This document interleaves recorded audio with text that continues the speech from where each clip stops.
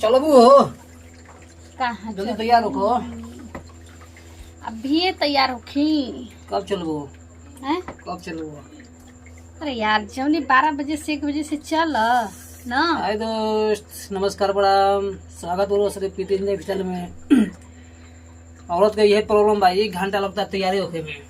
तो यार गर्मी का मौसम बा, इतना तो गर्मी लगता है। तैयार कर लगी तो मेरे बाल झड़ेंगे। इसको 1 घंटा होने में तैयार लगता है। समय बताइए, एक हम कब के बोले हैं कि चलो जल्दी वो तैयार रखो, चलना है। अब तैयारी को हम लगा 1 घंटा, तो बताइए कि फिर आदमी कैसे जाएगा? ये हमारे बाल झड़ लिया, हम तारा झड़ा जाई। काहे ना झड़ जाई? आई रे, तो हमरा के तू गर्मी से नहीं क्या बना झड़ा? देबा।